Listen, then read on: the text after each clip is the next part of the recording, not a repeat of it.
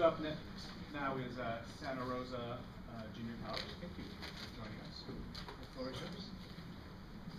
How you doing? Good. Good, all right. My name is Robert Ethington. I'm the Director of Student Affairs and New Student Programs at Santa Rosa Junior College up in wine country, Sonoma County. And it's good to be here. We went through the labyrinth of, I haven't been a Laker fan all my life, and now I'm really not. I'm sorry about that. You have the last laugh because you won the championship. I have the pleasure of working, advising Cameron and Jessica, and I'll just say a few words and give it over to them, because at the heart of every major movement to change are students, and they've done the majority of the work. I wanted to say just a few things about how this came together. I teach a course called Leadership in Sustainable Communities. Over the past couple of years, I've recrafted my leadership studies class so that it's really focused on sustainability, because I think that's where leadership of this century, and should have been the century before, needs to be going. So that's how I've crafted my class. And they formed a club called the Students for Sustainable Communities, and they're going to tell you all about that. Those two things came together, as well as some of the work we were doing in the administration. Sometimes it takes a while for our actions to catch up to what we know. And I think it's taken us a while at the college to build a network, as they were talking about before, and collectively pull it all together so that we were all working on the same goal. And a lot of players came together. They talked about stakeholders. It was no different at Santa Rosa Junior College. Fortunately, we had two things coming together at once, and it was serendipitous that I met these two students, because, you know, the old Margaret Mead quote, that two people can really change a community, and these two have done that through their work. I did want to say that, we're honored to be here. It's almost humbling, because there's such a wealth of knowledge here, so that I hope that we can learn just as much from everybody in the audience during the 3 days as you do from us. They did want me to mention that there's lab credit in my class, so that the students in my class were able to build a project called the Bertolini Green Project. We have a new student center we just finished, 75,000 square foot of space. And you have a green building, it's one thing, but if the actions and the behaviors in the building once you move in, from the food service and everything you're doing there to the staff that are using it and the students that are using it aren't sustainable, then it really doesn't work together, and it's not 100% effective. So these two things came together about a year ago, and unfortunately I met these two students, referred to me by a couple faculty that they were taking classes in environmental studies, and I will turn it over to them, because like I said, they've done a lot of the work. I'm Cameron Williams. So we created Students for Sustainable Communities in the fall, the beginning of this year. I'm just going to go ahead and read our mission statement. The goal of Students for Sustainable Communities is to educate students, faculty, and the surrounding community on sustainability and social justice issues in the interest of inspiring advocacy and efficacy. Our goal is to empower students with the knowledge of sustainability and social justice issues, as well as how to be an effective advocate and leader for these needed changes. Okay, and my name is Jessica Jones, and we're just going to give you a preview first of what we're going to cover in this small talk. So we're going to begin with what was SRJC doing in terms of sustainability before our club came into being. And just to give a little answer, Santa Rosa Junior College was taking, and still is, small strides in the areas of green architecture, adopting energy efficient technology, and fostering growth for green energy.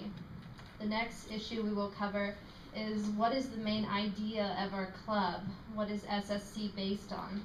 So Students for Sustainable Communities was formed by Cameron and I in 2009, and we came up with the idea to create a group of students and faculty who will lead the student body, the faculty body, and the surrounding community toward embracing green and sustainable behavior.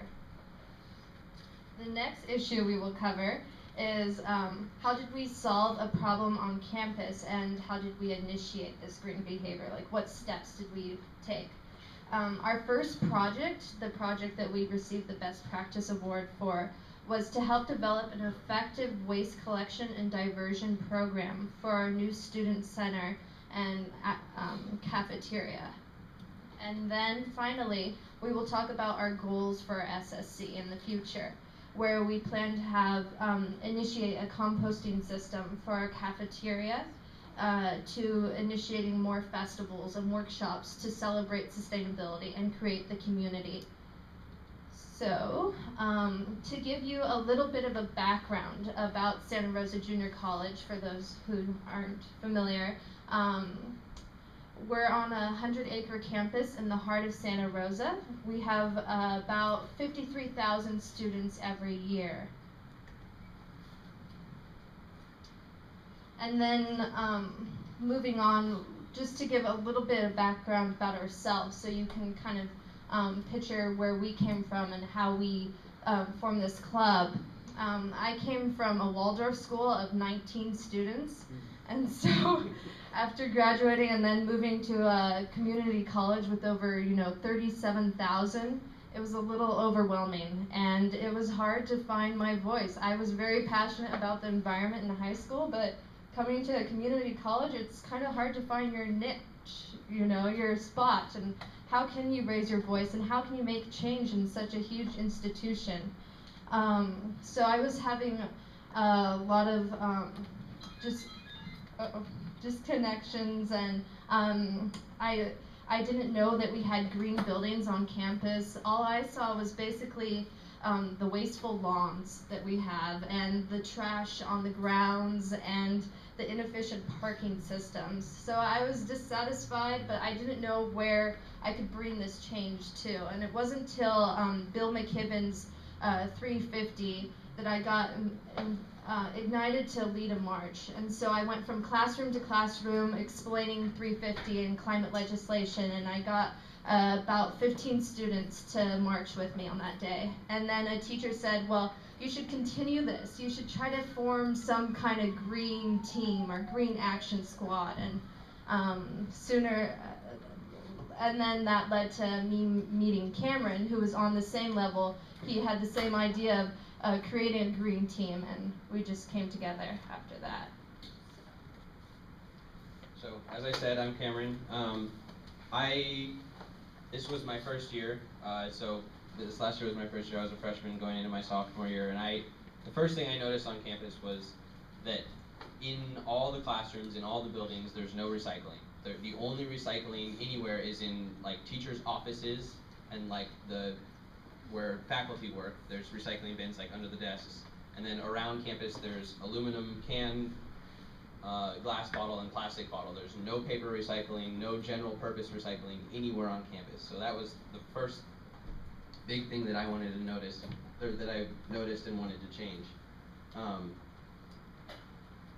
I saw that and instantly was like, this needs to change, because if I'm walking across campus and I have a paper in my hand I don't need, where do I put it? I mean, there's literally nowhere to put it. So that was the first thing I noticed, and it instantly clicked me on to wanting to change that.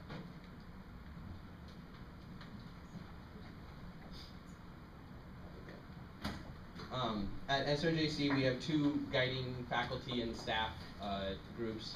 There's the Institute for Environmental Education, or IEE, and the Integrated Environmental Planning Council, IEPC.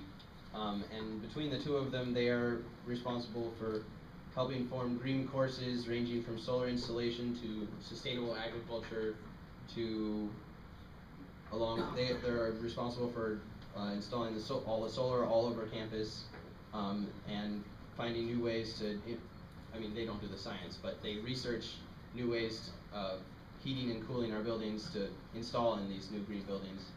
They're also responsible for designing and implementing new classes, new courses, and new certificates that are sustainably minded. Before I move on, I just want to explain this slide a little bit. So the top left